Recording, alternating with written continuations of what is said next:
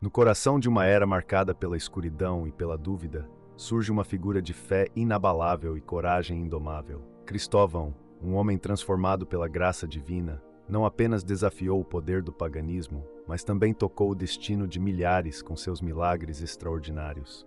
Suas ações ressoaram com o poder de uma crença genuína, enquanto ele, amarrado e torturado, continuava a irradiar luz e esperança. No calor das chamas e no voo das flechas, sua história é uma prova de como a verdadeira fé pode desafiar e redefinir a adversidade. Uma transformação tão profunda que elevou até as almas perdidas para a salvação.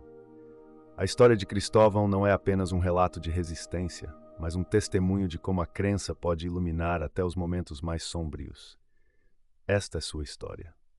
Cristóvão, antes de ser batizado, era conhecido como réprobo.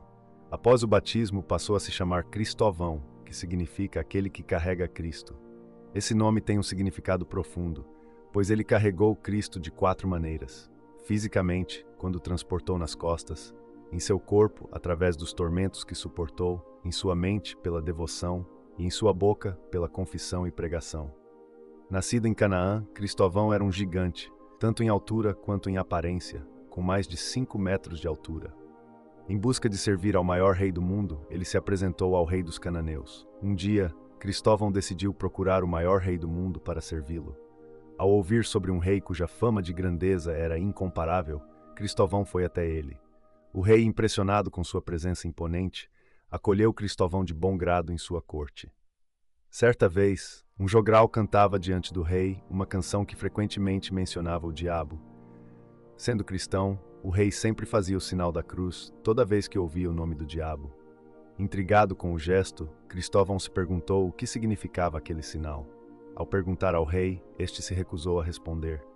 Cristóvão insistiu: "Se não me disseres, não permanecerei mais em tua corte." Pressionado, o rei finalmente explicou: "Faço este sinal sempre que ouço alguém mencionar o diabo, com medo de que ele se apodere de mim e me faça mal."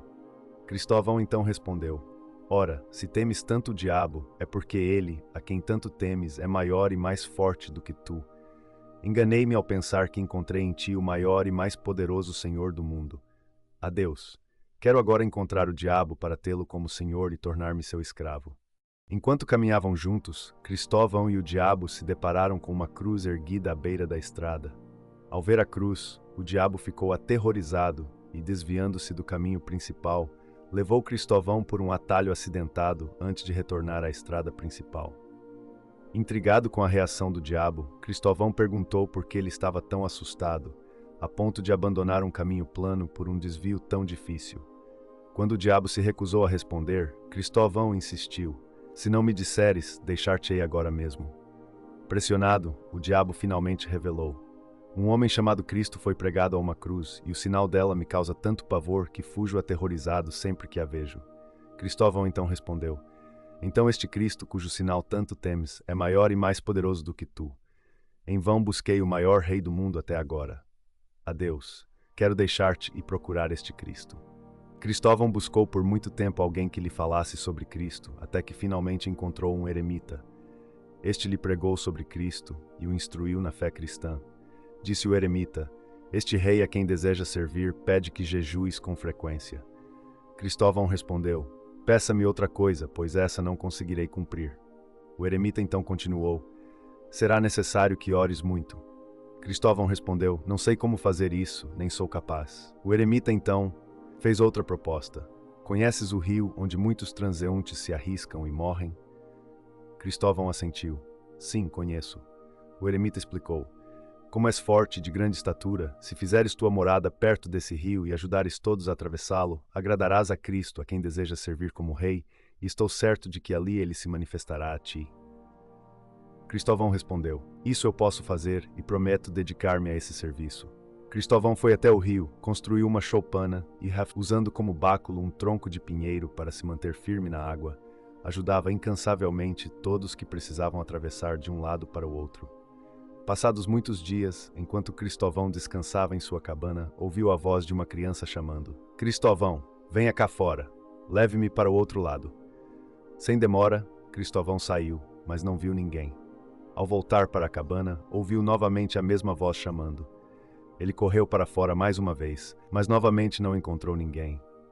Na terceira vez que a voz o chamou, Cristóvão saiu e encontrou à margem do rio uma criança que pedia insistentemente para ser levada ao outro lado. Cristóvão pegou a criança nos ombros, apoiou-se no seu báculo e entrou no rio para atravessá-lo. A água subia lentamente, enquanto a criança parecia pesar como chumbo. Quanto mais avançava, mais a água subia e mais a criança ficava pesada, pressionando os ombros de Cristóvão, que começou a temer que se afogasse.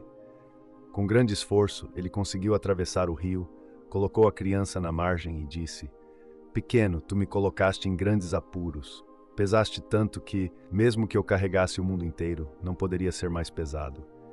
A criança então respondeu: "Não te espantes. Tu carregaste nos ombros não apenas o mundo, mas também o Criador do mundo. Eu sou Cristo, teu Rei, a quem tens servido nesta obra. E para provar que digo a verdade, quando voltares, finque teu bastão na terra ao lado de tua cabana, e pela manhã o verás florescido e carregado de frutos." Dito isso, a criança desapareceu. Ao retornar, Cristóvão fincou o bastão na terra e, ao amanhecer, encontrou-o carregado de folhas e tâmaras, como se fosse uma palmeira. Em seguida, Cristóvão partiu rumo a Samos, uma cidade na Lícia, cuja língua ele desconhecia. Ele rezou ao Senhor, pedindo a graça de compreender aquele idioma. Ao ser atendido, Cristóvão dirigiu-se ao local onde os cristãos eram torturados, para confortá-los em nome do Senhor. Um dos juízes daquela terra, ao vê-lo rezando, pensou que ele estivesse fora de si e lhe deu um tapa no rosto. Cristóvão respondeu: "Se eu não fosse cristão, já teria vingado essa afronta." Cristóvão fincou seu bastão na terra e rogou ao Senhor para que ele florescesse, a fim de converter o povo.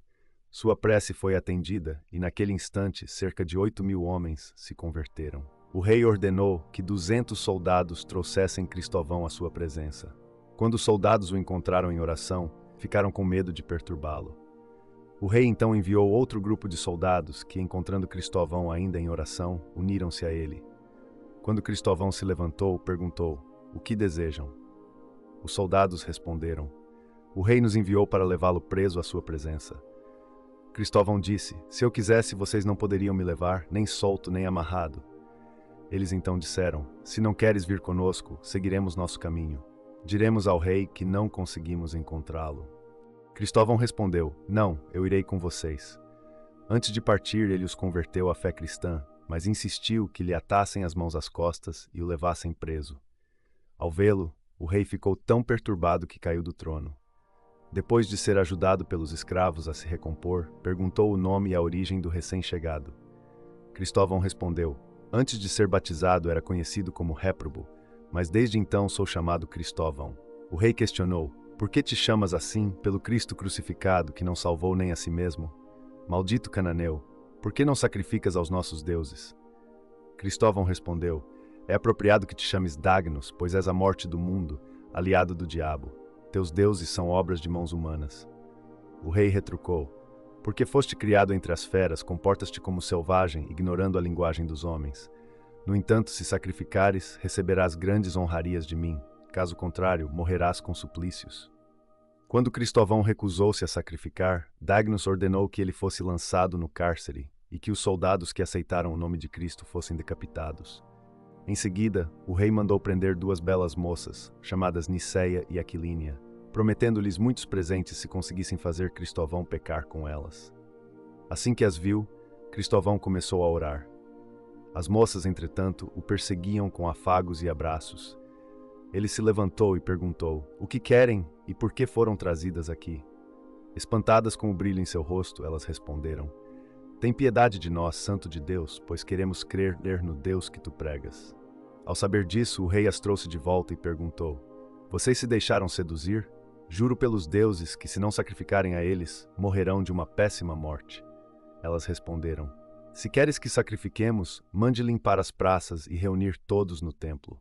Assim foi feito. E as 2 entraram no templo, desataram os cintos e os colocaram em volta do pescoço dos ídolos, que caíram despedaçados. Elas então disseram aos presentes: "Chamem agora os médicos para curar seus deuses."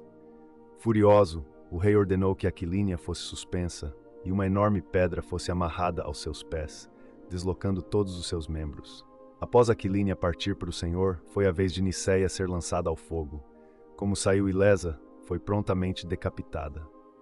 Depois disso, Cristóvão foi levado à presença do rei, que ordenou que ele fosse açoitado com varas de ferro e que colocassem um elmo incandescente em sua cabeça.